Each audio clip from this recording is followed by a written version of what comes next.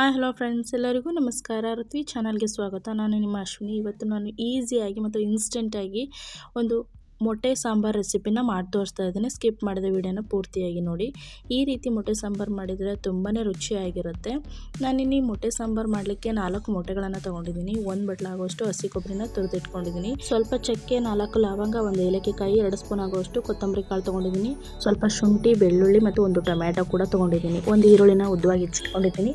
ಆ ಟೊಮೆಟೊನ ಕೂಡ 4 ಪೀಸ್ ಮಾಡಿ ಇಟ್ಕೊಂಡಿದ್ದೀನಿ. ಗ್ಯಾಸ್ ಆನ್ ಮಾಡಿಬಿಟ್ಟು ಒಂದು ಸಣ್ಣ ಬಾಳೆ ಇಟ್ಕೊಂಡಿದ್ದೀನಿ. ಈ ಬಾಳೆಗೆ ಈ ಮಸಾಲೆ ಪದಾರ್ಥಗಳನ್ನೆಲ್ಲ ಹುರ್ಕೊಳ್ಬೇಕಾಗುತ್ತೆ. ಹಾಗಾಗಿ ನಾನಿಲ್ಲಿ ಮೊದಲು ಮಸಾಲೆ ಸಾಮಾನು ಹುರ್ಕೊಂಡು ನಂತರ ಕೊತ್ತಂಬರಿ ಬೀಜ ಹಾಕ್ಕೊಂಡು ಇದನ್ನು ಸ್ವಲ್ಪ ಘಮ ಬರುವವರೆಗೂ ನಾವು ಚೆನ್ನಾಗಿ ಫ್ರೈ ಮಾಡ್ಕೊಳ್ಬೇಕಾಗುತ್ತೆ. ಈ ರೀತಿ ಫ್ರೈ ಮಾಡೋದ್ರಿಂದ ತುಂಬಾ ಟೇಸ್ಟ್ ಅನಿಸುತ್ತೆ ಮತ್ತು ಫ್ಲೇವರ್ ಕೂಡ ತುಂಬಾ ಚೆನ್ನಾಗಿರುತ್ತೆ. ಹಾಗಾಗಿ ನಂತರ ನಾನು ಇದೇ ಬೇಳೆಗೆ ನಾನು 1 ಈರುಳ್ಳಿ ಕೂಡ ಹಾಕಿ ಇದನ್ನು ಕೂಡ ಇವಾಗ ಬ್ರೌನ್ ಕಲರ್ ಆಗೋವರೆಗೂ ನಾವು ಚೆನ್ನಾಗಿ ಹುರ್ಕೊಳ್ಬೇಕಾಗುತ್ತೆ. ಇದಕ್ಕೆ ಟೊಮೆಟೊ ಕೂಡ ಸೇರಿಸ್ಕೊಂಡು ಇದನ್ನು ಕೂಡ ಮೆತ್ತಗಾಗೋ ರೀತಿ ಮತ್ತು ಇದರಲ್ಲಿರುವಂಥ ಹಸಿ ವಾಸನೆ ಹೋಗೋವರೆಗೂ ನಾವು ಚೆನ್ನಾಗಿ ಫ್ರೈ ಮಾಡ್ಕೊಳ್ಬೇಕಾಗುತ್ತೆ.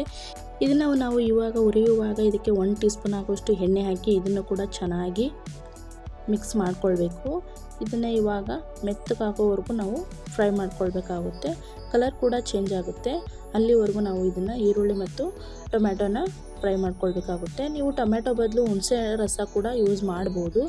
ಮೊಟ್ಟೆ ಸಾಂಬಾರು ಸ್ವಲ್ಪ ಹುಳಿ ಇದ್ದರೆ ತುಂಬಾ ಟೇಸ್ಟ್ ಅನಿಸುತ್ತೆ. ಹಾಗಾಗಿ ನಾನಿಲ್ಲಿ 1 ಟೊಮ್ಯಾಟೊ ಹಣ್ಣನ್ನು ಸೇರಿಸ್ಕೊಂಡಿದ್ದೀನಿ.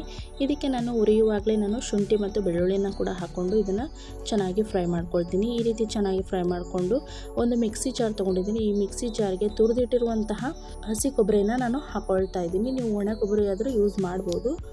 ನಂತರ ಇದಕ್ಕೆ ನಾನು ಹುರಿದಿಟ್ಟಿರುವಂತಹ ಮಸಾಲೆನೂ ಕೂಡ ಹಾಕ್ಕೊಳ್ತಾ ಇದ್ದೀನಿ. ಇದಕ್ಕೆ ಇವಾಗಲೇ ಫ್ರೈ ಮಾಡಿಟ್ಟುಕೊಂಡಿರುವಂತಹ ಈರುಳ್ಳಿ ಮತ್ತು ಟೊಮ್ಯಾಟೊ ಕೂಡ ಹಾಕ್ಕೊಳ್ತಾ ಇದ್ದೀನಿ. ಇದಕ್ಕೆ ನೀವು ಖಾರಕ್ಕನುಗುಣವಾಗಿ ಅಚ್ಚಕಾರ ಪುಡಿನ ಸೇರಿಸ್ಕೊಳ್ಳಿ. ನಾನು 2 ಟೀ ಸ್ಪೂನ್ ಆಗುವಷ್ಟು ಅಚ್ಚಕಾರ ಪುಡಿ ಸೇರಿಸ್ಕೊಳ್ತಾ ಇದ್ದೀನಿ. ಖಾರ ಇರೋದ್ರಿಂದ ನೀವು ಜಾಸ್ತಿ ಬೇಕಿದ್ದರೆ ಇನ್ನೂ ಸ್ವಲ್ಪ ಹಾಕ್ಕೊಳ್ಬೋದು. ಇದನ್ನು ರುಬ್ಲಿಕ್ಕೆ ಮಾತ್ರ ನಾನು ಉಪ್ಪನ್ನು ಸೇರಿಸ್ಕೊಳ್ತಾ ಇದ್ದೀನಿ. ನಂತರ ಇದಕ್ಕೆ ಸ್ವಲ್ಪ ಕೊತ್ತಂಬರಿ ಸೊಪ್ಪನ್ನು ಹಾಕಿ ನಾನು ಇವಾಗ ನುಣ್ಣಗೆ ರುಬ್ಕೊಂಡಿದ್ದೀನಿ. ನಂತರ ಗ್ಯಾಸ್ ಆನ್ ಮಾಡಿಬಿಟ್ಟು ಒಂದು ಪಾತ್ರೆ ಇಟ್ಕೊಂಡಿದ್ದೀನಿ. ಪಾತ್ರೆಗೆ 2 ಟೀ ಸ್ಪೂನ್ ಆಗುವಷ್ಟು ಅಡುಗೆ ಎಣ್ಣೆಯನ್ನು ಹಾಕ್ಕೊಂಡಿದ್ದೀನಿ. ನಾವು ರುಬ್ಬಿರುವಂತಹ ಮಸಾಲೆಗೆ ಸ್ವಲ್ಪ ನೀರು ಸೇರಿಸ್ಕೊಂಡು ಇದನ್ನು ತೆಳುವಾಗಿ ಮಾಡ್ಕೊಂಡು ಇಟ್ಕೊಂಡಿದ್ದೀನಿ. ಇವಾಗ ಎಣ್ಣೆ ಕಾದ ನಂತರ ಇದಕ್ಕೆ ನಾನು ಮಸಾಲೆ ಕೂಡ ಹಾಕ್ಕೊಳ್ತಾ ಇದ್ದೀನಿ. ಇವಾಗ ನಾನು ಜಾರು ಮತ್ತು ಅದರಲ್ಲಿ ಮಸಾಲೆ ಉಳಿದಿದ್ದರೆ ಅದನ್ನು ತೊಳೆದ್ಬಿಟ್ಟು ಇದಕ್ಕೆ ನಾನು ಸಾಂಬಾರಿಗೆ ಹಾಕ್ಕೊಳ್ತಾ ಇದ್ದೀನಿ. ನಾವು ಕಡಿಮೆ ಪ್ರಮಾಣದಲ್ಲಿ ಸಾಂಬಾರು ಮಾಡ್ತಾ ಇರೋದ್ರಿಂದ ಸ್ವಲ್ಪ ಪ್ರಮಾಣದಲ್ಲಿ ನೀರನ್ನು ಸೇರಿಸ್ಕೊಂಡಿದ್ದೀನಿ. ನೀವು ಜಾಸ್ತಿ ಬೇಕಪ್ಪ ಅಂದರೆ ಇನ್ನೂ ಸ್ವಲ್ಪ ನೀರನ್ನು ಹಾಕ್ಕೊಳ್ಬೋದು. ನಂತರ ರುಚಿಗೆ ತಕ್ಕಷ್ಟು ಉಪ್ಪನ್ನು ಹಾಕಿ ಇದನ್ನು ಕುದಿಲಿಕ್ಕೆ ಇಡೋಣ.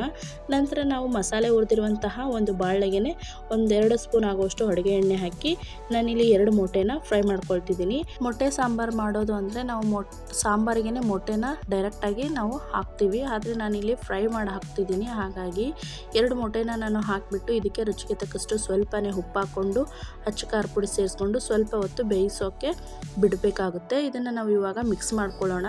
ಈ ರೀತಿಯಾಗಿ ಗೀರುಂಡೆ ಮತ್ತು ಎಲ್ಲ ಮೊಟ್ಟೆನ ಚೆನ್ನಾಗಿ ಮಿಕ್ಸ್ ಮಾಡ್ಕೊಳ್ಬೇಕಾಗುತ್ತೆ. 1-2 ನಿಮಿಷ ಬೆಂದ ನಂತರ ಇದು ಸ್ವಲ್ಪ ಗಟ್ಟಿ ಪ್ರಮಾಣದಲ್ಲಾಗುತ್ತೆ. ಈ ರೀತಿಯಾಗಿ ಆದ ನಂತರ ನಾವು ಚೆನ್ನಾಗಿ ಇದನ್ನು ಫ್ರೈ ಮಾಡ್ಕೊಳ್ಬೇಕು. ಈ ರೀತಿ ಸಾಂಬಾರು ಮಾಡೋದ್ರಿಂದ ತುಂಬಾ ಟೇಸ್ಟ್ ಆಗುತ್ತೆ ಮತ್ತು ಅನ್ನ ರೊಟ್ಟಿ ಜೊತೆಗೆ ತುಂಬಾ ಒಳ್ಳೆ ಕಾಂಬಿನೇಷನ್ ಅಂತ ಹೇಳ್ಬೋದು. ಈ ರೀತಿಯಾಗಿ ಚೆನ್ನಾಗಿ ಫ್ರೈ ಮಾಡ್ಕೊಳ್ಬೇಕು. ಈ ಫ್ರೈ ಮಾಡಿದಂಥ ಮೊಟ್ಟೆನ ಎತ್ತಿಟ್ಕೊಳ್ತೀನಿ. ಇವಾಗ ಸಾಂಬಾರು ಕೂಡ ಚೆನ್ನಾಗಿ ಕುದಿ ಹಿಡಿದಿದೆ. ಈ ಕುದೀತಿರುವಂತಹ ಸಾಂಬಾರಿಗೆ ನಾನು ಇವಾಗ ಡೈರೆಕ್ಟಾಗಿ 2 ಮೊಟ್ಟೆನ ಹೊಡೆದು ಹಾಕ್ತಿದ್ದೀನಿ. ಇದನ್ನು ಕೂಡ ನೀವು ಮಾಡ್ಬೋದು ಅಥವಾ ಫ್ರೈ ಕೂಡ ಮಾಡಿಕೊಂಡು ಡೈರೆಕ್ಟಾಗಿ ಹಾಕ್ಬೋದು. ಆದರೆ ನಾನಿಲ್ಲಿ ಮೊಟ್ಟೆನೂ ಹಾಕಿ ಮತ್ತು ಫ್ರೈ ಮಾಡಿದಂತಹ ಮೊಟ್ಟೆನೂ ಹಾಕ್ಕೊಳ್ತಾ ಇದ್ದೀನಿ. ಇವಾಗ ಮೊಟ್ಟೆ ಹೊಡೆದು ಹಾಕಿದ ನಂತರ ಅದು ಕಲಕಬಾರ್ದು ಅಂದು ನಾನಿಲ್ಲಿ ಗ್ಯಾಸನ್ನು ಆಫ್ ಮಾಡಿ ನಿಮಿಷ ಬಿಟ್ಟು ಮತ್ತೆ ಗ್ಯಾಸನ್ನು ಆನ್ ಮಾಡಿ ಕಡಿಮೆ ಉರಿಲಿ ನಾವು ಈ ರೀತಿಯಾಗಿ ಚೆನ್ನಾಗಿ ಮಿಕ್ಸ್ ಮಾಡ್ಕೊಳ್ಬೇಕು. ಈ ರೀತಿ ಮಾಡೋದ್ರಿಂದ ನಾವು ಮೊಟ್ಟೆ ಹೊಡೆದಾಕಿರುವಂಥ ಮೊಟ್ಟೆ ಕಲ್ಕೋದು ಇಲ್ಲ ಮತ್ತು ಇಡಿಯಾಗೇ ಇರುತ್ತೆ. ಹಾಗಾಗಿ ನಂತರ ನಾನು ಫ್ರೈ ಮಾಡಿದಂಥ ಮೊಟ್ಟೆ ಕೂಡ ಇದಕ್ಕೆ ಕುದಿಯುವಾಗಲೇ ನಾನು ಹಾಕ್ಕೊಳ್ತಾ ಇದ್ದೀನಿ. ಈ ಮೊಟ್ಟೆ ಬೆಂದಿರೋದ್ರಿಂದ ನಾನು ಕೊನೆಯದಾಗಿ ಮೊಟ್ಟೆನ ಫ್ರೈನ ಸೇರಿಸ್ಕೊಂಡಿದ್ದೀನಿ. ಇವಾಗ ಚೆನ್ನಾಗಿ ಕುದಿಸ್ಕೊಳ್ಬೇಕಾಗುತ್ತೆ. ಇಲ್ಲಿ ನೋಡಿ ಹಿಡಿಯಾಗಿರುವಂತಹ ಮೊಟ್ಟೆ ಕೂಡ ರೆಡಿ ಇದೆ ಮತ್ತು ನಾವು ಫ್ರೈ ಮಾಡಿ ಹಾಕಿರುವಂತಹ ಮೊಟ್ಟೆ ಕೂಡ ರೆಡಿ ಇದೆ. ನಾನಿವಾಗ ಒಂದು ಬೌಲ್ ತೊಗೊಂಡು ಸರ್ವ್ ಮಾಡ್ತಾ ಇದ್ದೀನಿ. ತುಂಬಾ ರುಚಿಯಾಗಿದೆ ಮತ್ತು ನೋಡೋಕ್ಕೂ ತುಂಬಾ ಚೆನ್ನಾಗಿದೆ. ನೋಟ ಚೆನ್ನಾಗಿದ್ದರೆ ಊಟ ತುಂಬಾ ಇಷ್ಟ ಆಗುತ್ತೆ ಅಂತ ಹೇಳ್ಬೋದು. ಹಾಗೆ ಹೊಟ್ಟೆ ಕೂಡ ಬೇಗ ಹಸಿಯುತ್ತಂತೆ.